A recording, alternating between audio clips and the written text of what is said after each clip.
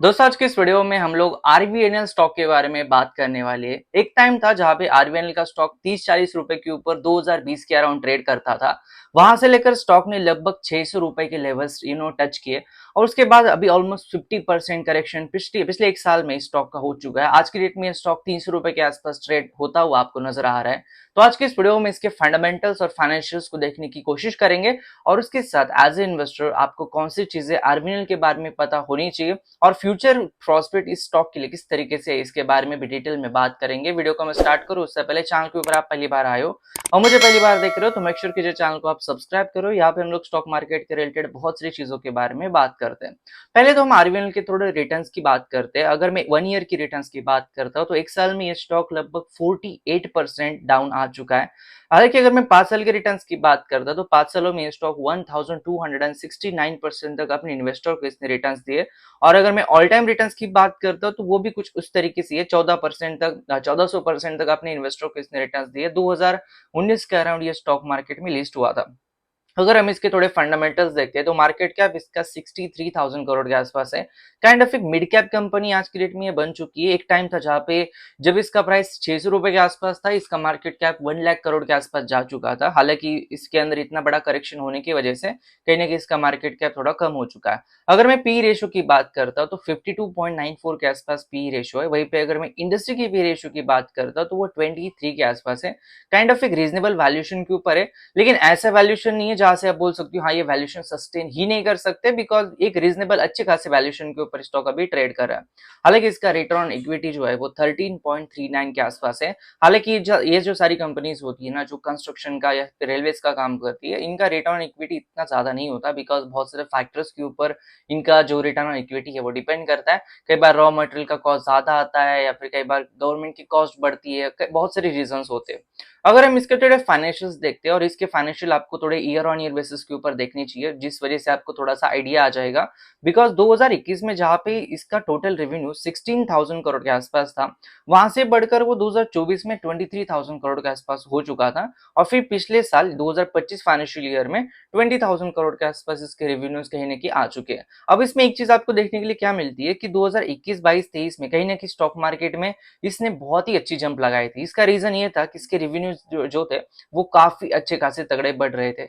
लेकिन 2024 में जो फाइनेंशियल बजट आया, जिसके अंदर जिस तरीके से रेलवे के लिए एलोकेशन किया गया, उसके अंदर थोड़ा सा ऐसा बोला गया कि एक्सपेक्टेशन जो था रेलवे सेक्टर के लिए वो थोड़ा सा कम मतलब एक्सपेक्टेशन था कि ज्यादा एलोकेशन हो जाएगा, लेकिन कम एलोकेशन हुआ गवर्नमेंट की तरफ से। कहीं ना कहीं उस वजह से थोड़ा सेंटिमेंट लोगों का डाउन भी हो गया। And the most important thing, जब एलोकेशन कम होता है तो काम कम मिलने लगते हैं। और जब काम कम मिलने लगेंगे तो ऑब्वियसली कहीं ना कहीं इनके प्रॉफिट्स और रेवेन्यूज के अंदर भी इसका इम्पैक्ट आ जाएगा। और यही रीजन है कि कहीं ना कहीं स्टॉक उस टाइम से 2024 से थोड़े से नेगेटिव होना चालू हो गए।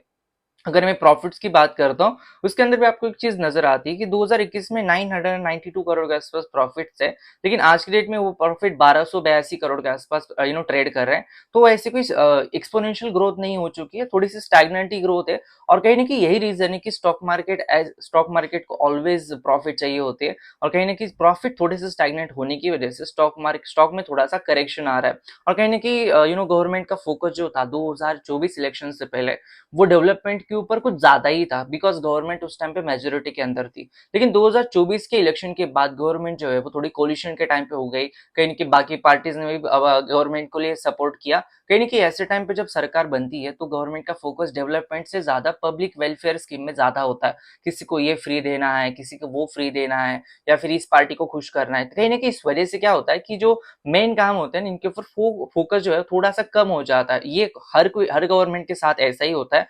जब भी कोई मेजोरिटी वाली गवर्नमेंट होती है तब तब काम अलग तरीके से चलते हैं, और जब एक कोलिशन वाली गवर्नमेंट होती है तब काम थोड़े अलग तरीके से चलती है। और कहीं ना कहीं ये सारी दो तीन चीजों की इम्पैक्ट की वजह से स्टॉक में ये करेक्शन आ रहा है। बिकॉज आने वाले दिनों में रेलवे के लिए एलोकेशन कितना आ सकता है, और एलोकेशन आएगा तो आरबीएल को कितना ज्यादा फायदा होगा ये देखने वाली बात होगी। और कहने की इसी सेंटिमेंट की वजह से कहने की जो इन्वेस्टर है वो थोड़ा सा वैल्यूएशन स्टॉक को भी कम कर रहे हैं।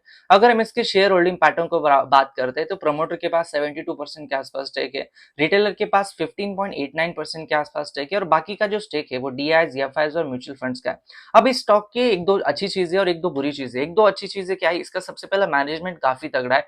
गवर्नमेंट कंपनी होने के बावजूद भी कहीं ना कहीं इसके मैनेजमेंट के अंदर आईटी, आईएम वाले लोग हैं, जो कि इसके लिए बहुत ही पॉजिटिव बात है।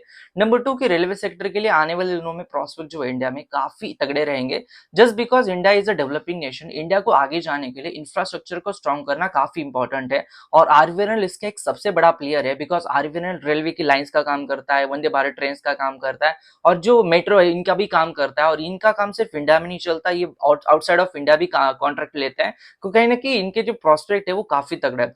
जो बुरी चीज़ है या फिर बुरी नहीं बोल सकते, थोड़े जो हर्डल है इस स्टॉक के लिए, वो तो ये कि नंबर 1 कि गवर्नमेंट का फोकस कितना है। हर साल का जो फाइनेंशियल बजट आता है, उसके पहले दिसंबर से रेलवे स्टॉक के अंदर बूम आना चालू हो जाता है बिकॉज़ हमेशा ऐसा होता है कि 1 साल के अंदर अगर गवर्नमेंट का फोकस किसी सेक्टर के ऊपर ज़्यादा रहता है, जैसे फॉर एग्जांपल रेलवे सेक्टर के लिए आने वाले 2026 बजट में अगर बहुत ही फॉर एग्जांपल डबल हो जाता है बजट रेलवे सेक्टर के लिए, तो ये सारे जो स्टॉक है आईआरएफसी, आरवीएनएल, आईआरसीटीसी, ये सारे के सारे पूरे 1 साल तक जंप लगाएँगे। लेकिन अगर बजट कम आता है या फिर इस साल जो जितना बजट है उतना ही नेक्स्ट ईयर आता है, तो कहीं न कहीं ये स्टॉक फिर से थोड़े ठंडे ही रहेंगे। तो गवर्नमेंट के फोकस के ऊपर इनका फोकस जो है, इनके स्टॉक का जो चाल-चलन है वो काफ़ी ज़्यादा डिपेंड करता है। कहीं न कहीं इस वजह से देखने वाली बात होगी कि आने वाले दिनों में गवर्नमेंट का फोकस कितना ज़्यादा रहता है। हालाँकि अगर आप लॉन्ग टर्म पर्सपेक्टिव लोगे तो गवर्नमेंट का, चाहे ये गवर्नमेंट हो, चाहे कोई अदर गवर्नमेंट भी हो, इंडिया के जो रेलवे सेक्टर है इसके ऊपर फोकस हमेशा ही रहेगा।